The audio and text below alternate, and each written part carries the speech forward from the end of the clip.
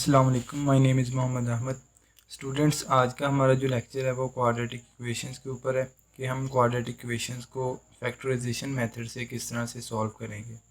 तो सबसे पहले हम थोड़ा सा इंट्रोडक्शन ले लेते हैं, क्वाड्रेटिक इक्वेशन होती क्या है। तो क्वाड्रेटिक इक्वेशन को पढ़ने से पहले हमें कुछ इंपॉर्टेंट टर्म्स के बारे में जानकारी होना बहुत ज़रूरी है। तो सबसे पहले हम ये देखते हैं कि डिग्री ऑफ इक्वेशन क्या होती है, इसको हम रिकॉल करते हैं। तो कोई भी इक्वेशन, उसमें जो वेरिएबल की हाईएस्ट पावर होती है उसको हम बोलते हैं डिग्री ऑफ इक्वेशन। जैसे ये वाली इक्वेशन है, इसमें x cube plus 2x plus 1 equal to 0 है। तो इसकी जो हाईएस्ट पावर है वो 3 है, लिहाजा इसकी डिग्री 3 होगी। ठीक है। और सिमिलरली ये जो सेकंड वाली इक्वेशन है, इसकी हाईएस्ट पावर 2 है, तो इसकी डिग्री 2 होगी। और इसी तरह से इसकी हाईएस्ट पावर 1 है, तो इसकी डिग्री 1 होगी। जो हमारे पास 1 डिग्री वाली इक्वेशन होती है उसको हम लीनियर इक्वेशन बोलते हैं। ठीक है। और जो 2 डिग्री वाली इक्वेशन हो उसको हम बोलते हैं क्वाड्रेटिक इक्वेशन। और जो 3 डिग्री वाली इक्वेशन हो उसको हम क्यूबिक इक्वेशन बोलते हैं। ठीक है। तो आज हम स्पेसिफिकली क्वाड्रेटिक इक्वेशंस के बारे में पढ़ेंगे। तो अब सबसे पहले हम देखते हैं क्वाड्रेटिक इक्वेशन की डेफिनेशन कि क्वाड्रेटिक इक्वेशन होती क्या है। ये डेफिनेशन लिखी हुई है, एन इक्वेशन ऑफ डिग्री 2, मतलब जिसकी डिग्री 2 हो उसको हम क्वाड्रेटिक इक्वेशन बोलेंगे। तो हम अब quadratic equation in one variable generally लिखते हैं। ठीक है। तो ये हमारे पास जनरली क्वाड्रेटिक इक्वेशन है in one variable a x square plus B x plus C equal to 0। ठीक है। इसमें ए जो है ये एक्स स्क्वेयर का कोएफिशिएंट है, बी एक्स का कोएफिशिएंट है, और सी जो है ये कांस्टेंट है।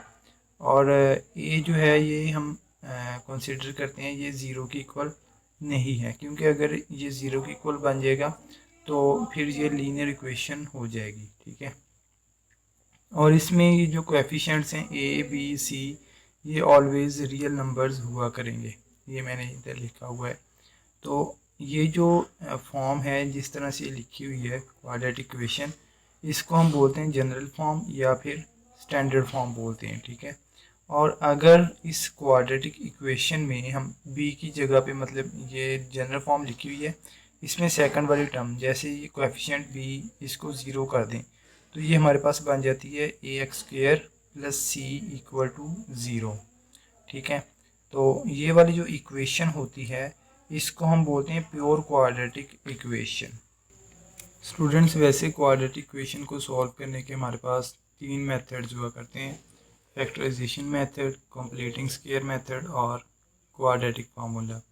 तो आज की इस वीडियो में हम फैक्टराइजेशन मेथड को डिस्कस करेंगे कि किसी भी क्वाड्रेटिक इक्वेशन को फैक्टराइजेशन मेथड से किस तरह से सॉल्व किया जा सकता है। जैसे कि हमारे पास ये क्वेश्चन है, इसको हमने सॉल्व करना है, क्वाड्रेटिक इक्वेशन है बाय यूजिंग फैक्टराइजेशन मेथड। तो सबसे पहले हम इसको जनरल फॉर्म में लिखेंगे। तो हमेशा कोई भी क्वेश्चन सॉल्व करना हो तो सबसे पहले उसको जनरल फॉर्म में लिखा करते हैं। तो इसकी जनरल फॉर्म बनाएंगे। सबसे पहले मैंने आपको जनरल फॉर्म पहले बताया था कि क्या होती है। मैं इधर दोबारा से लिख देता हूँ। ये A x square plus B x plus C equal to 0, ये हमारे पास क्या होती है, इसको हम बोलते हैं जनरल फॉर्म। ये जनरल फॉर्म होती है। तो स्टूडेंट, सबसे पहले हम इस क्वाड्रेटिक इक्वेशन को जनरल फॉर्म में कन्वर्ट करेंगे। तो सबसे पहले हम इन दोनों टर्म्स को भी उठा के उधर भेज देते हैं। तो ये आ जाएगा 3x स्क्वेयर माइनस 6x, और ये वाला x उधर जाके हो जाएगा माइनस x, और ये 20 भी उधर जाके माइनस हो जाएगा -20। और इधर हमारे पास कोई भी टर्म नहीं बची, तो इधर हम लिख देंगे 0। ठीक है।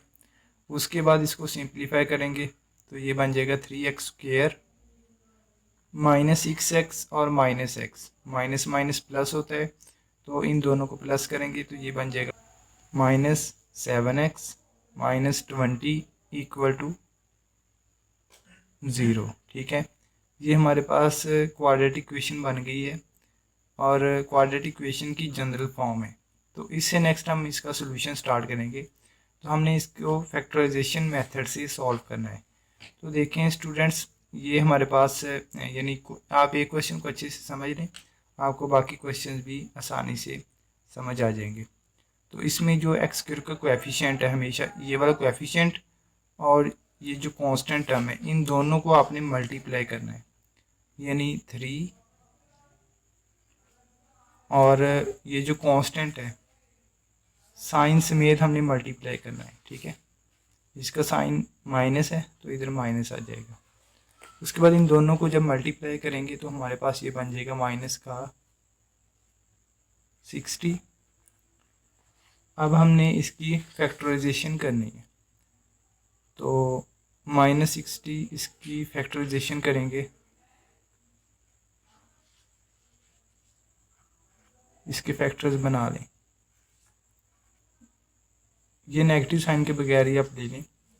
तो 2 3 jar 6, 0, 2 1 jar, 2 5 jar, 3 5 jar, 5 1 jar. ठीक है, उसके बाद आपने ये फर्स्ट वाली टर्म ये वैसे ही इधर, अब हमने पेयर्स बनाने हैं। तो पेयर्स बनाने का ये मेथड है। सबसे पहले ये फर्स्ट वाला वैसे ही, बाकी सबको मल्टीप्लाई करना है आपने। तो 2 3 5 इन तीनों को मल्टीप्लाई करेंगे, ये वाला बन जाएगा। ठीक है, इसके सामने जो लिखा है ये 30 आ जाएगा। उसके बाद फर्स्ट 2 टर्म्स को मल्टीप्लाई करेंगे 4, और बाकी दोनों को जब करेंगे तो ये 15 आ जाएगा। उसके बाद फर्स्ट 3 टर्म्स को मल्टीप्लाई करेंगे, तो इन तीनों को जब मल्टीप्लाई करेंगे 3 2 जार 6, 6 2 जार 12, ये 12 आ गया, और हमारे पास एंड पे एक 5 बच गया। ठीक है, अब बाकी सारी टर्म्स, ये पहले हमने तीनों को किया, अब चारों को करेंगे। चारों को जब मल्टीप्लाई किया तो ये 60 बन गया, तो इधर आ जाएगा 60 और साथ में 1। ठीक है, अब हमने इन चारों पेयर्स में से ढूंढना है कि कौन सा हमारा बनेगा। इसमें ढूंढने का तरीका ये है, हमने ये साइन देखना है। इधर नेगेटिव साइन है, अगर नेगेटिव साइन है तो इसका मतलब है इनमें से किसी पेयर को माइनस करके हमारे पास ये जो सेंटर वाली टर्म है ना, सेंटर वाली टर्म, इसका जो कोएफिशिएंट है 7, ये कोएफिशिएंट इसका बनना चाहिए। अब देखें किसको माइनस करके 7 आंसर आ रहा है, तो आपने इधर से खुद ही देखना है। और ये याद रखें, अगर इधर कोई पॉजिटिव साइन आ जाता हमारे पास ऑलरेडी, तो फिर हमने देखना था इनमें से किसको प्लस करके ये बन रहा है, ये सेंटर वाली टर्म का कोएफिशिएंट बन रहा है। अब क्योंकि माइनस है तो हमने देखना है कि इनमें से किस पेयर को माइनस करेंगे तो हमारे पास आंसर ये 7 बनेगा। तो ये सेंटर वाला है, 12 में से 5 को माइनस करें आप, तो हमारे पास बन रहा है 7। ठीक है, लिहाजा हम ये वाला जो पेयर है ये चूज़ कर लेंगे। अब हमने 12 और 5 ये चूज़ कर लिया। ठीक है, अब इसके सामने साइंस भी लगाने हैं हमने। तो साइंस यानी अलामतें लगाने का तरीका ये है, ये जो दरमियान वाली रकम है इसके सामने जो भी अलामत लिखी है वो आपने इन दोनों में से जो बड़ी रकम होगी उसके सामने लगा देनी है। क्योंकि इसके सामने माइनस लिखा था, वो हमने बड़ी रकम के सामने लगा दिया। उसके बाद इन दोनों साइंस को आपने मल्टीप्लाई करना, माइनस और माइनस क्या होता है प्लस, तो ये दूसरी वाली जो रकम बची होगी उसके सामने लगा देंगे। और इसमें क्योंकि वेरिएबल एक्स यूज़ हो रहा है, ये quadratic equation in variable x है, तो हम इन दोनों टर्म्स के साथ एक्स भी लिख देंगे। ठीक है, अब हमारे पास ये बन गया, मतलब ये हमने यूज़ करना है, किस जगह पे यूज़ करना है, ये हमने 7x की जगह पे यूज़ करना है। माइनस का 7x जहाँ पे लिखा है उसकी जगह पे हमने ये वाला लिख देना है। तो अब हम इसको सॉल्व करेंगे। तो इसमें फर्स्ट वाली टर्म यानी 3x स्क्वायर और सबसे लास्ट वाली टर्म इन दोनों को हमने वैसे लिख देना है।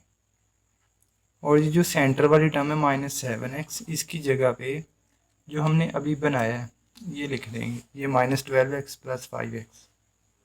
तो इसकी जगह पे आ जाएगा माइनस का 12x प्लस का 5x। अब कुछ स्टूडेंट्स को कन्फ्यूजन होती है कि अगर हम प्लस का 5x पहले लिख दें और माइनस का 12x बाद में लिख दें तो इससे कोई फ़र्क तो नहीं पड़ेगा। तो ये हम जैसे मर्ज़ी लिख सकते हैं, इससे कोई फ़र्क नहीं पड़ेगा, हमारा आंसर सेम आएगा एंड पे। उसके बाद स्टूडेंट्स हम ये फर्स्ट वाली 2 टर्म्स और लास्ट वाली 2 टर्म्स इन दोनों के अलग अलग पेयर्स बना लेंगे। तो इन दोनों में से देखें क्या कॉमन आता है। तो इन दोनों में से 3x कॉमन आ गया, तो जो बचेगा वो हम लिख देंगे साथ में, x बच गया। और इसमें से जब 3x कॉमन लिया, 3 4 12 होता है और x हमने बाहर कॉमन ले ली तो ये बच गया। अब इन दोनों में से देखें, इन दोनों में से प्लस का 5 कॉमन आ रहा है, तो बाकी हमारे पास बचे x माइनस 5 4 20 होता है, तो 4 इधर आ गया इक्वल टू 0। अब आपने देखना है इस पूरी जो हमने ये इक्वेशन लिखी हुई है इसमें से ओवरऑल क्या कॉमन आ रहा है। x -4 इसमें भी है और इसमें भी है, तो हम x -4 कॉमन ले लेंगे। यानी आप सिंपली ये कह सकते हैं जो दोनों सेम है उनको एक ब्रैकेट में लिख लेना है और जो सेम नहीं है उनको एक ब्रैकेट में लिख देना है। ठीक है, उसके बाद स्टूडेंट्स मैं इसको इस साइड पे लिखता हूँ। आप देखें इसमें जो हमारे पास फर्स्ट वाली टर्म है x -4, इसको हम अलग से 0 की को रख देंगे और सेकंड वाली जो टर्म है 3x + 5 इसको अलग से 0 की को रख देंगे। ठीक है, इसको हमने सॉल्व किया, ये 4 माइनस था, दूसरी तरफ जाके प्लस हो गया। और सिमिलरली इसको भी हमने सॉल्व किया, 3x ये उधर जाके माइनस का 5 हो गया और ये आ गया x = ये मल्टीप्लाई हो रहा था, ये जाके डिवाइड हो गया 3, तो ये माइनस का 5/3। तो हमारे पास सोल्यूशन सेट क्या आ गया, 4 और माइनस का 5/3। ठीक है, ये हमारे पास इस क्वाड्रेटिक इक्वेशन का सोल्यूशन सेट बना है। तो स्टूडेंट्स एक बात आपने याद रखनी है कि जितनी मैक्सिमम पावर होगी किसी भी इक्वेशन की उतने ही उसके आंसर्स आएंगे, और उस इक्वेशन में जो वेरिएबल यूज़ हो रहा होगा उसी वेरिएबल में उसका आंसर आएगा। तो इसमें मैक्सिमम पावर 2 थी तो इसके 2 ही आंसर आ रहे हैं, और इसका वेरिएबल x था तो x वेरिएबल में ही इसके आंसर्स आ रहे हैं। ठीक है, तो आपने इन बातों को याद रखना है। और हम एक मज़ीद एग्जांपल करते हैं, उसके बाद फिर ये हमारा लेक्चर एंड हो जाएगा। स्टूडेंट्स अब हम ये सेकंड वाली एग्जांपल सॉल्व करते हैं। तो ये हमारे पास है 2x² - 13x + 15 = 0। इसको हमने फैक्टराइजेशन मेथड से सॉल्व करना है। सबसे पहले हम ये जो कोएफिशिएंट है x² का 2, इसको और ये जो कांस्टेंट है इन दोनों को मल्टीप्लाई करेंगे, तो 2 को और 15 को। अब इसमें 15 प्लस का है तो इन दोनों को हमने मल्टीप्लाई किया, हमारे पास आंसर 30 आ गया, 30 प्लस का आ गया। ठीक है, और 30 की हमने फैक्टराइजेशन की, 2 1s are 2 5s are,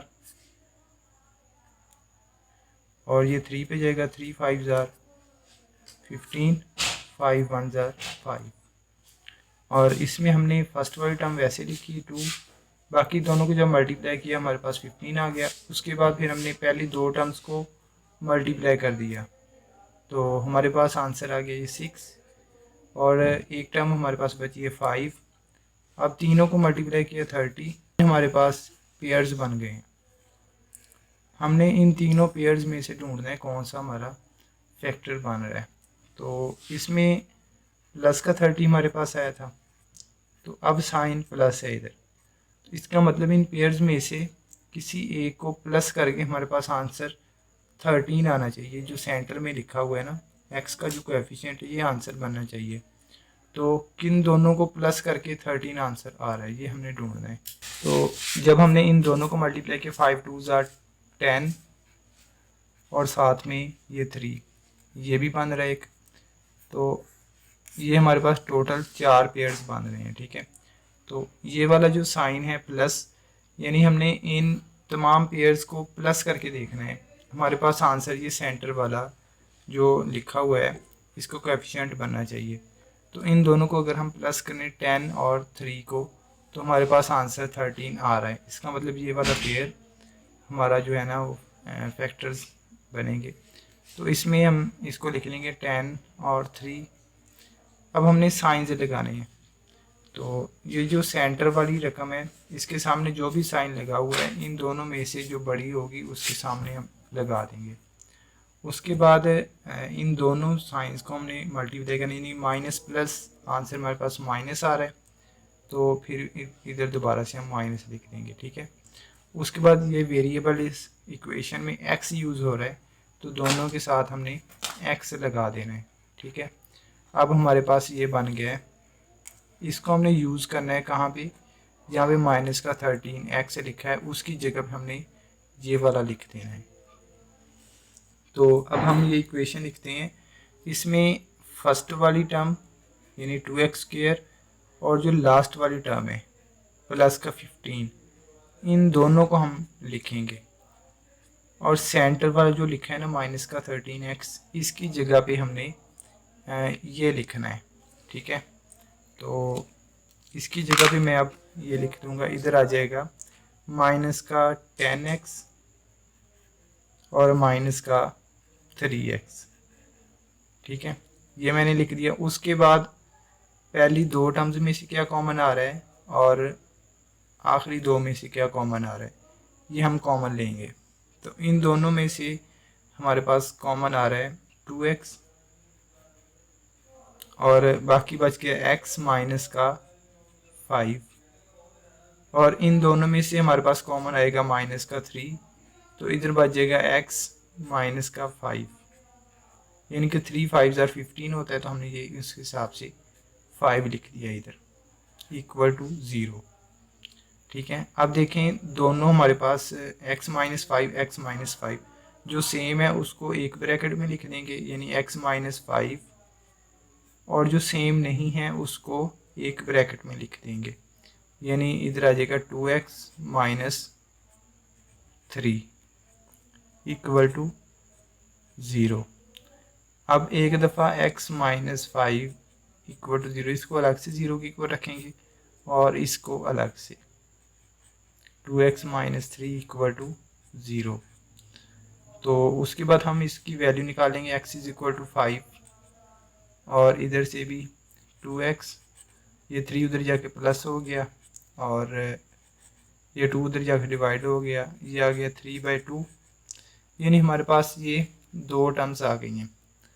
answer हमारे पास बना है इसका सॉल्यूशन सेट 5 और 3/2। क्योंकि इसकी हाईएस्ट पावर 2 थी, लिहाजा इसके दो ही आंसर्स हैं और इसमें वेरिएबल x यूज़ हो रहा था, तो हमारे पास x वेरिएबल की फॉर्म में ही इसके आंसर्स आ रहे हैं। तो स्टूडेंट्स, ये हमारे पास था फैक्टराइजेशन मेथड क्वाड्रेटिक इक्वेशन को सॉल्व करने का। तो इस मेथड से हम बड़ा इजीली सॉल्व कर सकते हैं, और ये ज़रूरी नहीं कि हर क्वाड्रेटिक इक्वेशन के फैक्टर्स बन सकें, यानी कि हर क्वाड्रेटिक इक्वेशन को हम फैक्टराइजेशन मेथड से सॉल्व कर सकें। तो कुछ इक्वेशंस के फैक्टर्स बनते हैं, कुछ के फैक्टर्स नहीं बनते, और जिन इक्वेशंस के फैक्टर्स बन जाते हैं उनको हम फैक्टराइजेशन मेथड से सॉल्व कर लेते हैं, और जिनके नहीं बनते फिर उनको हम कंप्लीटिंग स्केल या क्वाड्रेटिक फार्मूला को यूज़ करके सॉल्व करते हैं। तो वो हम नेक्स्ट वीडियो में इंशाल्लाह पढ़ेंगे। आज के लिए इतना ही। ओके, अल्लाह हाफिज़।